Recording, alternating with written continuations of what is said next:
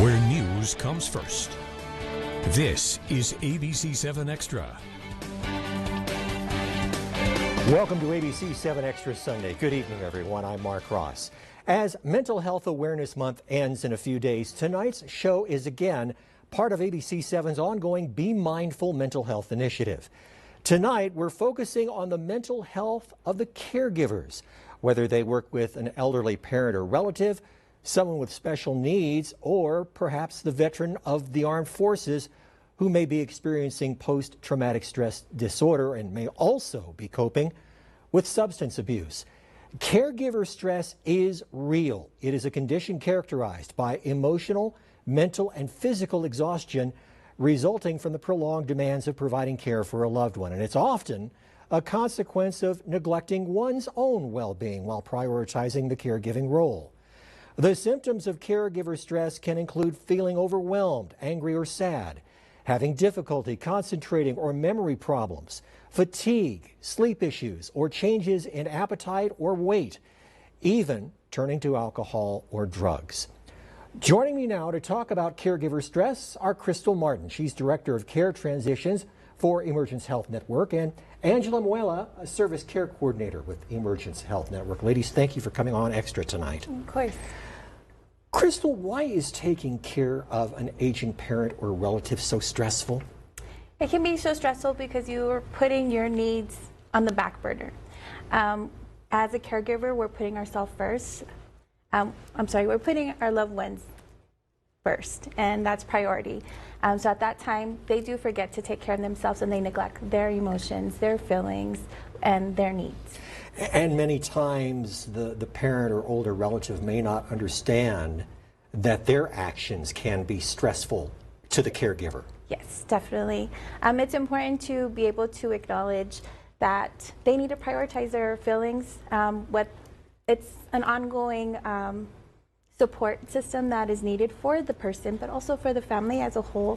It's important for them to stay on task with their services and what they're needing, but that stress, it needs to be managed by implementing their own techniques for themselves to cope. Can you put a number as to how many caregivers are reaching out to Emergence Health Network for help in dealing with an aging parent or relative? Well, we oversee the IDD population, so we have an array of clients who, it's probably over 700, but we have an array of clients ranging from maybe 18 on up to geriatric. Right. So the parents, we are always engaged with them and trying to also provide them support. But again, our focus is to make sure that the client's needs are met, but again, stressing the importance for them to take care of themselves. Angela, what can the range of emotions be for caregivers, especially those who are caring for elderly loved ones? I mean, they may be dealing with dementia or Alzheimer's.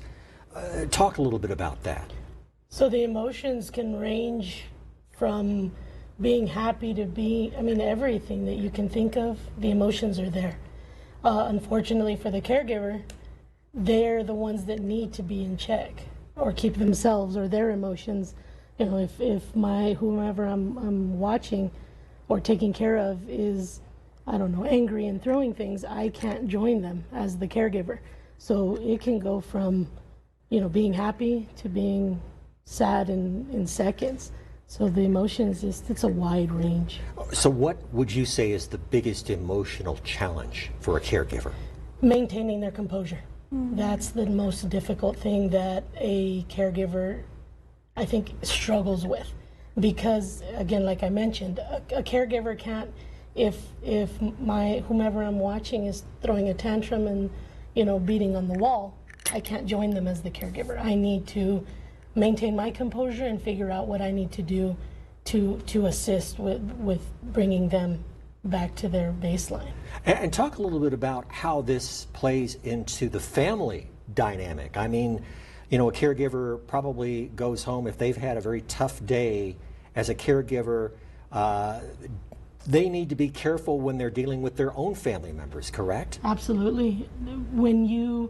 When people come home, from work or whatnot, you need to, as the caregiver, you need to it goes back to keeping yourself in check, and unfortunately sometimes that causes stress with the rest of the family, and it makes it difficult because you coming home to me after us, watching mom all day, you're not understanding what I went through today. And sometimes I forget as the caregiver to express that. And I think that would cause issues just in general. You can't shut down. You can't. You can't. You have to keep going because this individual needs you, whomever that may be, mom, sister, brother, uncle, whoever it is, they need you. And you as the primary caregiver must always keep that composure. Crystal, why is it important that caregivers need a break? It's important because they have to, again, put their needs first as well.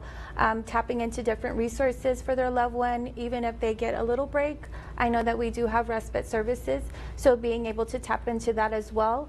But just making sure that they are able to implement those self-care techniques, whether it be just getting away for 15 to 20 minutes for themselves, just to regulate their emotions and get them back to their baseline as well, because everybody has their own baseline, but it's important to make sure that they are mentally well and stable to be able to take care of their loved one. How many instances have you heard of or perhaps seen that a stressed out caregiver turns to either drugs or alcohol to cope? It just varies. Everybody copes in their own ways. But it's important that if we recognize it and we see it, that we definitely reach out and provide them the support that they need, linking them to OSAR, any outpatient treatment services that they may need, but definitely making sure that the family is safe, and if crisis needs to get involved, definitely providing them that number as well. So if they come to you and say, I need help, I'm a caregiver, I need help, that's where you all step in. We can go ahead and link them to crisis or even to our mental health side. Our focus is on the local Intellectual and Developmental Disability Authority, so we're part of the Lit Up. So we work with individuals who have IDD. Still ahead, some tips for people providing care for individuals with intellectual or developmental disabilities. You are watching a special Be Mindful edition of ABC-7 Extra Sunday. We'll be right back.